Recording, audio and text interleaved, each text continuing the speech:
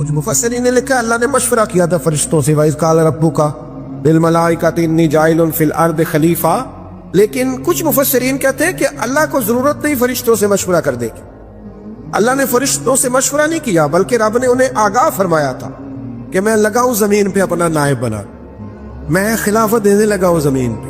اب یہ تو دینے والے کی مرضی ہے نا اس نے کس کو دینی ہے، یہ تو دینے والے کی مرضی ہے نا اس نے۔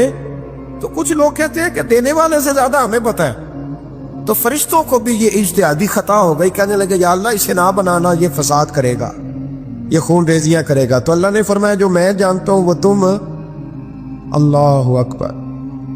امام راضی فرماتے جب رمضان آتا ہے تو اللہ فرشتوں سے کہتا ہے ذرا یہ کھول کے دروازے دیکھو نا یہ زمین پہ کیا کر رہے ہیں، تم تو کہتے تھے فساد کریں گے اور یہ سارے تراویح بڑھ رہے، تم تو گویا کہتے تھے فساد کریں گے اور یہ تو دیکھو گویا رمضان کے روزے رکھ رہے، یہ تو میری یاد میں نکلے ہوئے، تم کچھ کہتے تھے اور دیکھو میں نے تمہیں کہا تھا نا جو میں جانتا ہوں وہ تم۔ اللہ نے پھر حضرت آدم علیہ السلام کو تمام زمانے کے علوم عطا کیے، علم سکھا لیا، تو فرشتوں سے کہا تم بھی ان چیزوں کے نام بتاؤ، تو وہ بتا سکے نہیں۔ اللہ نے فرمایا اب اس طرح کرو آدم کو سجدہ کرو، سب نے سجدہ کیا سوائے، وہ کہنے لگا یا اللہ صرف تجھے ہی کرنا ہے، کرنا بھی صرف اللہ کو چاہیے، پر رب کے آگے بھی جھکنا چاہیے، اور جس کے سامنے رب جھکائے نا وہاں بھی، اور یہ جو عاجزی ہے نا، یہ جو جھکنا ہے یہ علم کے آگے ہے۔ ہماری مصیبت یہ ہے کہ ہم علم کے آگے بھی گردن جھکانے کو تیار نہیں ہوتے، وہاں بھی ہم خود عالم فاضل بن جاتے ہیں۔ تو فرمایا کہ سب سے کہا سجدہ کرو، سب نے سجدہ کیا سوائے ابلیس کے، تو پھر ہوا کیا وَكَانَ مِنَ الْكَافِرِينَ، وہ کافروں میں سے ہو گیا۔ پھر اللہ نے حضرت آدم کو اور جناب حوا کو نا مقام دے دیا جنت میں رہنے کے لیے، اور کہا سارا کچھ کھانا، درخت کے قریب نہ جانا، فطرت ہے نا انسان کی، وہ جستجو کرتا ہے، کہا اس درخت کے پاس نہ جانا۔ تو حضرت حوا سلام اللہ علیہ کہتے ہیں دل میں خیال رہتا تھا کہ آخر ہے کیا درخت کے پاس۔ یہی انسان کا عقیدہ توحید ہے کہ جہاں سے رب منع کر دے وہاں وہ منع ہو جائے، اور یہ ان کی خطا نہیں تھی، یہ اللہ کی حکمت تھی، چونکہ رب نے تو پہلے کہہ دیا تھا بنایا ہی زمین کے لیے، تو یہ تو سارا کچھ ہونا تھا تو زمین پہ آنا تھا نا۔ تو حضرت حوا اور جناب آدم کے پاس شیطان آیا، اس کو نکال تو دیا تھا پر ابھی اس کا جنت میں آنا جانا بند نہیں ہوا تھا، یہ بھی اللہ کی حکمت تھی۔ تو وہ کہنے لگا تمہیں پتہ ہے بعد میں مر جاؤ گے، تو حضرت حوا کہنے لگی کیا موت بھی آئے گی، کہاں، اس کی تکلیف بھی بڑی ہوگی، تو پھر بچیں گے کیسے؟ تو کہنے لگے پھل کھا لو اس درخت کا، تو بچنے کے لیے پھل کھایا تھا۔ حضرت عیسیٰ علیہ السلام ایک دن پڑھ رہے تھے انجیل، تو آپ نے نبی پاک کا تذکرہ پڑھا، اس سانپ نے سن لیا، تو حضرت عیسیٰ سے کہنے لگا حضور یہ بتائیں کہ وہ نبی پاک ملیں گے کہاں؟ تو حضرت عیسیٰ فرمانے لگے کہ مکے میں آئیں گے اور مدینے میں رہیں گے۔ تو کہا ملاقات کیسے ہو سکتی ہے؟ فرمایا چلا جا مکے۔ تو وہ سانپ 600 سال غار ثور میں، اور اس نے 70 جگہ پہ سوراخ کیے۔ کتنے سال بیٹھا رہا بول کے بتائیے؟ آپ 6 گھنٹے بیٹھ کے دکھائیں، سوال ہی نہیں پیدا ہوتا۔ ہم بڑے کمزور ہو گئے، ہمارے لیے معاملہ بڑا اور طرح کا ہے، ہماری مرضی کا کوئی بات کرے تو ہم اس سے راضی ہیں۔ 600 سال وہ سانپ بیٹھا رہا، 600 سال، اور 70 اس نے سوراخ کیے غار ثور میں، لیکن وہ بھی عاشق تھا نا۔ اور یہاں معاملہ یہ تھا کہ ابوبکر صدیق دعا مانگ کے گئے تھے کہ میں نے کسی کو موقع نہیں دینا، ایک میں ہوں گا دوسرا میرا یار ہوگا۔ وہ غار ثور کی تو لذت یہ والی تھی، ایک میں ایک میرے محبوب۔ اس نے 70 سوراخ کیے ہوئے تھے، جناب ابوبکر صدیق نے کہا حضور آپ ٹھہریں، میں ذرا بھی آیا صفائی کر کے۔ تو نبی کریم علیہ السلام رکے، تو حضرت ابوبکر صدیق نے کہیں پگڑی پھاڑ کے رکھی، کہیں چادر پھاڑ کے رکھی، اتنے سوراخ بند کیے تو جو ایک رہ گیا وہاں ایڑی رکھ دی۔ تو اب وہ سانپ بھی شکوہ کرنے لگا کہ یار تو بھی کوئی نرالا ہی عاشق ہے کہ میں نے تو کسر ہی کوئی نہیں چھوڑی تھی، 70 سوراخ کیے تھے اور تو نے بھی کمال ہی کر دی ہے، یہ سارے ہی بند کر دیے، جو بچ گیا اس پیڑ ہی رکھ دی۔ اس نے پتہ نہیں کتنے ڈنگ مارے۔ سانپ کا جب ڈنگ لگتا ہے تو وجود میں بہت زیادہ گرمی پیدا ہوتی۔ حضرت ابوبکر صدیق کے بارے میں ہمارے شارحین نے لکھا روئے نہیں، وجود اتنا گرم ہوا کہ آنسو ٹپک پڑے۔ نبی کریم صلی اللہ علیہ وسلم نے فرمایا ہٹا نا ذرا پیر، پھر انہوں نے ہٹایا تو میرے مصطفیٰ میں لعاب دہن لگایا۔ حضرت ابراہیم ابن ادہم رحمت اللہ علیہ بادشاہ وقت تھے، اللہ سے بڑا پیار تھا، رات کو بستر پہ لیٹتے تو دل کرتا میرے اندر بھی اللہ ایسی صلاحیت پیدا کرے کہ میں بولوں تو میرا رب مان جائے، میں بات کروں تو میرا رب میری اس بات کا بھرم رکھے۔ دل میں خیال آتا تھا، لیکن تھے تو بادشاہ، नरम नरम बिस्तरों पे सोते थे। एक दिन सोए हुए थे, छत पे किसी के चलने की आहट महसूस हुई। बादशाह की छत पे बगैर इजाजत आ कौन गया? कौन है छत पे? तो जब मालिक किसी को करीब बुलाना चाहता है तो सबब भी पैदा फरमाई देता है। वो बंदा था कि फरिश्ता था, वो इंसान था या अल्लाह का पैगाम्बर था? ऊपर से बोला, कहने लगा मेरा ऊंट गुम हो गया है, आपकी छत से तलाश कर रहा हूं। मेरा, बोलिएगा, मेरा ऊंट गुम हो गया है, आपकी छत से तलाश कर रहा हूं। हजरत इब्राहिम इब्ने अदम कहने लगे, बड़ा बेवकूफ है, भला ऊंट का छत पे क्या काम? तो वो ऊपर से आवाज दे के कहने लगा, आप भी बड़े बेवकूफ हैं, नरम नरम बिस्तरों पे खुदा की यारी का क्या काम? नरम बिस्तर भी हो, आराम भी हो, रब भी मिले। अल्लज़ीना यज़कुरूनल्लाह क़ियामन व क़ुऊदन व अला जुनूबिहिम, उठो, बिस्तर छोड़ो, उसकी बारगाह में कभी क़याम करो, कभी सजदा करो, कभी रो के उसे मनाओ, कभी नाज करके उसे मनाओ, कभी उसके यार पर दुरूद पढ़ के मनाओ, कभी कुरान की तिलावत करके मनाओ, कभी जिक्र हुसैन करके मनाओ, कभी याद सिद्दीक करके मनाओ, कभी सैयदा फातिमा का नाम लेके उसे राजी करो, कभी हजरत आयशा के तज़किरे करके उसे राजी करो। फिर बिस्तर पे क्यों लेटे हुए? हज़रत इब्राहिम बिन अदम फरमाते, दिल पे चोट कर गई बात, उठा, बादशाही छोड़ दी, जंगल में निकल गया, उसकी याद में लग गया, छोड़ दिया सारा कुछ। एक दिन दरिया किनारे बैठे, सुई धागे के साथ अपनी कमीज सी रहे, पुराने दौर का वजीर गुजरा, उसे बड़ा तरस आया, आके कहने लगा, बादशाह क्या आपने खूब पाया? देखो ना कितनी आपकी सल्तनत थी, कैसे ऐशो इशरत थे, एक इशारा करते थे तो सारा मुल्क इकट्ठा हो जाता था। अब आपको कपड़े सी के देने वाला भी कोई नहीं रहा, अपने हाथ से आप कपड़े सी रहे हैं, ये क्या आपने अपना हाल कर लिया है? जे तू विकिया इश्क बाजार भी नहीं, जे तू चढ़िया उत्ते बार भी नहीं, एडा सस्ता सौदा प्यार भी नहीं, एटा सौखा लभदा यार भी नहीं। कई जंगल गाने पैंदे ने, कई दोज़ख लगने पैंदे ने, जो इस मुल्लों भी मिल जावे, एदू सस्ता होर व्यापार भी नहीं। और समझ नहीं आउंदी लोकां नू ओका दे नाल शहीद करे, डिक्खी यार दे हथ तलवार भी नहीं, पर ओदा खाली जांदा वार भी नहीं। माने लगे वो कैसी बादशाहत थी, और ये आपको कपड़े सी के देने वाला भी कोई नहीं। अल्लाह के बंदे ज्यादा बातें नहीं करते, काम ज्यादा करते हैं, वो पासों में नहीं उलझते, वो अमल की दुनिया में आगे निकलते हैं। बोल बोल के अपना आप जाहिर नहीं कराते, वो अपने किरदार से अपना आप जाहिर कराते। सुई के साथ कपड़े सी रहे थे, सुई दरिया में फेंक दी, बोले कुछ नहीं। उसने कहा कि वो बादशाह कितनी अच्छी, जवाब कुछ नहीं दिया, सुई फेंक दी। अब देखा वजीर की तरफ निगाह उठा के, अब दोबारा कहने लगे, मछलियों मेरी सुई तो वापस करो, मछलियों मेरी सुई तो वापस करो। हर मछली अपने मुंह में सोने की सुई लेके बरामद हो गई। फरमाने लगे, सोना तो छोड़ आया हूं, मुझे मेरे वाली चाहिए। इसको तो छोड़ आया हूं, फिर मुझे वही ला के दिखाती हो, छोड़ आया हूं मैं, मुझे सोने की हाथ मेरे वाली सुई लाओ।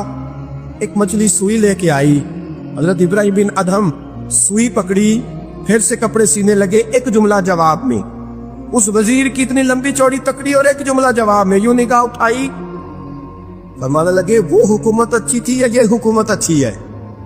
वो हुकूमत अच्छी थी या ये हुकूमत अच्छी है? पता है इसका असर क्या होता है? किरदार दिखाने का, किरदार दिखाने का, खुदा की मोहब्बत दिखाने का। हज़रत इब्राहिम बिन अदम फरमाने लगे, उस वक्त तो दुनिया मेरी डर के बाद मानती थी, अब अल्लाह से प्यार किया है तो अल्लाह ने सारी मखलूक के दिलों में मेरी मोहब्बत पैदा फरमा दी। अब लोग मुझसे मोहब्बत करते हैं इसलिए कि मैंने अल्लाह से प्यार किया है, उसने सारे मेरे फरमा बरदार बना दिए हैं। पता इसका असर क्या होता है? वजीर ने क्या किया, घोड़े से उतरा और साथ जो नौकर था उसको कहने लगा, ये घोड़ा वापिस महल में ले जाओ, मुझे भी वो वाली बादशाही नहीं चाहिए, ये वाली बादशाही चाहिए, मैं भी ये वाली बात। मेरे अजीज, तू कहाँ खोया फिरता है? हजरत जाबिर बिन अब्दुल्लाह रज़ी अल्लाह ताला अन्हु, बुखारी मुस्लिम है, कहते जब खंदक की जंग हो रही थी ना, गुर्बत बड़ी थी, कहत बड़ा था, सहाबा परेशान थे, दो दो तीन तीन पत्थर पेट पे बांधे हुए। میں حضور کو دیکھ کے گھر آیا تو زوجہ سے کہا بھلی مانس کچھ ہے کھانے کی؟ کہنے لگی تھوڑے سے جو ہے. تو میں نے کہا پیسوں کی تو کتنی روٹیاں بنے گی؟ کہنے لگی 2-3. 4 بن جائیں گی. کہنے لگے سالن. زوجہ کہنے لگی اگر وہ بکری کا بچہ ذبح کرو تو 3-4 بندوں کا سالن بھی بن جائے گا. کہتے میں نے اسے ذبح کیا, بیوی سے کہا تو جاؤ پیس. کہتے میں نبی کریم کی بارگاہ میں حاضر ہوا صلی اللہ علیہ وسلم حضور کی خدمت میں. زوجہ کہنے لگی کان میں کہنا حضور کے سارے نہ آئے, جس طرح لیڈروں کے کھانے اندر ہوتے ہیں علیحدہ, اور جو نعرے لگا رہے ہوتے ہیں نا سویر سے انہیں ڈبہ ملتا ہے, لیکن وہ پھر بھی نعرے لگاتے ہی رہتے ہیں. مجھ پہ الزام لگنے لگا ہے کہ آپ سیاست دانوں کو ہر جمعے میں رگڑا دیتے ہیں. تو میں کہنا انہوں صحیح کر چھوڑو پھر اسی مڑ جانے تنوا کو سیانے ہو جائیں. یہ سیانے نہیں ہو رہے, ہمیں بات کرنے کی بھی اجازت نہیں. شعر کہہ دیتا ہوں کہ ہم آہ بھی کرتے ہیں تو ہو جاتے ہیں بدنام, وہ قتل بھی کر دے تو چرچا نہیں ہوتا. انہوں نے کدے پوچھا جی سامنے آخیا جی چپ رہو. لیکن بھائی یہ اس ممبر کا تقاضا ہے, میرے امام اعظم کا فتویٰ ہے, جو عالمی حالات سے باخبر نہ ہو وہ جمعے کا خطبہ نہ دے. وہ جو رٹی رٹائی باتیں ہم سے نہیں ہوتی, اس لیے کہ جلال بادشاہی ہو یا جمہوری تماشا ہو, جدا ہو دین سیاست سے تو رہ جاتی ہے چنگیزی. حق بات انشاءاللہ ہو رہی ہے اور ہوتی رہے گی. اور بات صاف ستھری ہے. اگر کوئی بات ایسی ہوگی تو وہ بات اگر غوث پاک اپنے خطبہ جمعہ کے اندر کہہ سکتے ہیں کہ میں ظالموں کو حکمران نہیں بننے دوں گا, تو ہم تو ان کے نوکر ہیں نا. پھر ہم قادری کیسے ہوئے اگر غوث پاک کے طریقے پہ عمل ہی نہ کریں تو؟ اس لیے مہربانی کرے ہمیں کوئی شخص ایسا مشورہ نہ دے, بلکہ کئی دفعہ ظلم ہوتا ہے جب کوئی مشورہ دیتا ہے تو عورتیں تو انہوں دل کرتا ہے. اس لیے مہربانی کرے ایسی کوئی مشاورت نہ کرے. بالکل جو غلط بات کرے گا اس پہ ہم بولیں گے, اور آہستہ آہستہ نہیں کھل کھلا کے بولیں گے, بالکل بولیں گے. اس لیے کہ اللہ نے زبان دی ہے, وہ کسی وڈیرے کے قدموں میں بیٹھنے کے لیے نہیں دی, وہ رسول اللہ کے ترانے پڑھنے کے لیے دی ہے. ترانے پڑھنے, اگر حضرت بلال رسیوں میں بند ہو کے اور ابو لہب اور عتبہ اتیبہ اور عبداللہ بن جدان اور امیہ بن خلف جیسے لوگوں کے بیچ کھڑے ہو کے کہہ سکتے ہیں نہیں بات جو سچی ہے وہ کی جائے گی, تو ممبر رسول پہ بیٹھ کے نہیں کہہ سکتے؟ اپنے بھی خفا مجھ سے ہے, بیگانے بھی ناخوش, میں زہر حلال کو کبھی کہہ نہ سکا کن, میں کہتا ہوں وہی بات سمجھتا ہوں جسے حق نے ابلائے مسجد ہوں میں توحید کا فرزند. اس لیے کوئی شخص اس نہ سمجھے.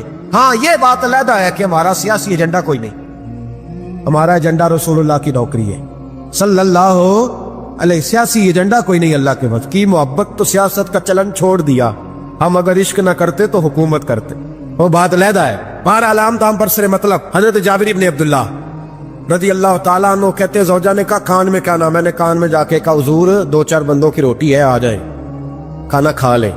وہ والا رنگ نہیں تھا نا کہ لیڈروں کا کھانا اور کارکنوں کا کھانا چلو اور گل کر لینے, پیران دی یخنی تے روٹیاں پہ ہو کے کہندے حضرت جی بیمار نے تے مرید لنگر کھانے دے شفا ہے, تے میں کہا تم ہی کھا مار تینوں بھی شفا ہو جائے گی, تو اپنے لیے تے چوری پکائی اندر.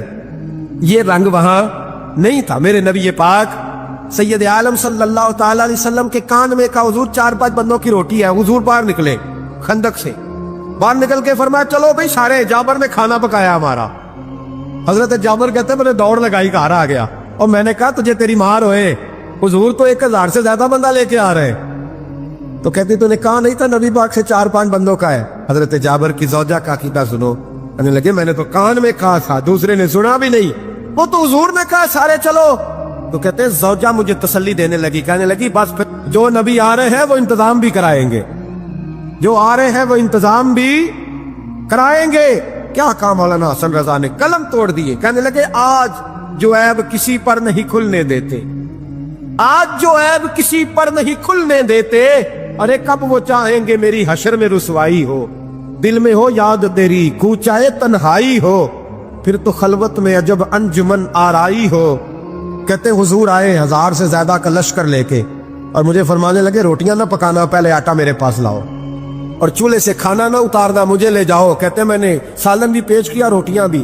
حضور نے تھوڑا سا لواب دہن آٹے میں ڈال دیا, لواب دہن تھوڑا سا لواب دہن ہنڈیا میں ڈال دیا. فرمایا اب نکالتے جاؤ اور کھاتے جاؤ, میرا جھوٹا ہو گیا, اب نکالتے جاؤ. حضرت جابر ابن عبداللہ کہتے ہیں 1400 بندے نے کھایا, ہمیں نہیں پتا روٹیاں کدھر سے آئی, اتنی برکت ہوئی پتہ نہیں کدھر سے آئی, سالن پتہ نہیں کدھر سے آیا. कहते हैं सारे सैर होके खा लिया तो फरमाया चलो भी जाओ जाके काम करो। मुझे फरमाने लगे अब तू भी खा, आ जा बच्चे भी बुला। कहते सब ने खाया, हुजूर उठ के जाने लगे तो फरमाया जरा रोटियां देख, पहले ज्यादा थी कि अब ज्यादा है, जरा देखना सालन पहले ज्यादा था कि अब ज्यादा है। तो मैंने कहा नहीं हुजूर पहले से ज्यादा है, मेरे महबूब के तबर्रुक में इतनी बरकत है। तो हुजूर के वजूद से जो चीज लग जाए तू उसे कीमती नहीं समझता।